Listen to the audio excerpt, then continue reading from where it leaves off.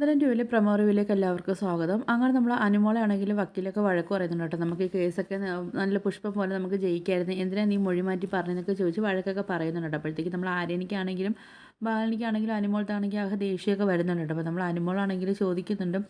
നമ്മൾ ബാലൻ്റെ അടുത്ത് ചോദിക്കുന്നുണ്ട്, അച്ഛനിക്ക് എൻ്റെ അടുത്ത് ദേഷ്യമാണോ എന്നൊക്കെ ചോദിക്കുന്നുണ്ട് കേട്ടോ. ആ സമയത്താണ് നമ്മൾ അലോക് അങ്ങോട്ട് വരുന്നുണ്ട് കേട്ടോ. വന്നിട്ടാണെങ്കിൽ എന്താണെന്നറിയത്തില്ല, നമ്മൾ അലോകിൻ്റെ തന്നെ അഫ്നയാണോ എന്നറിയത്തില്ല, നമ്മൾ അനുമോളെ കാലി പിടിച്ചൊക്കെ മാപ്പൊക്കെ പറഞ്ഞിട്ടാണെങ്കിൽ പറയുന്നത്, ഞാൻ ഇനി ഒന്നും ചെയ്യത്തില്ല, ഞാൻ നിൻ്റെ അടുത്ത് തെറ്റ് ചെയ്തതിനെല്ലാം സോറി, നീ എൻ്റെ അടുത്ത് ക്ഷമിക്കുന്നൊക്കെ പറയുന്നുണ്ട് കേട്ടോ. അപ്പോൾ ഈ ഒരു രംഗം കാണുന്ന സമയത്ത് നമ്മൾ ആര്യനാണെങ്കിൽ ഓടി വരുന്നുണ്ട്. ഇനി നമ്മൾ അലോക് അനുവിനെ എന്തെങ്കിലും ചെയ്യുമെന്ന് പേടിച്ചിട്ട് ഓടിയൊക്കെ വരെയൊക്കെ ചെയ്യുന്നുണ്ട് കേട്ടോ. ആ സമയത്ത് നമ്മളെ ബാലനാണെങ്കിലും ആര്യനെ പിടിച്ച് മാറ്റിയൊക്കെ ചെയ്യുന്നുണ്ട് കേട്ടോ.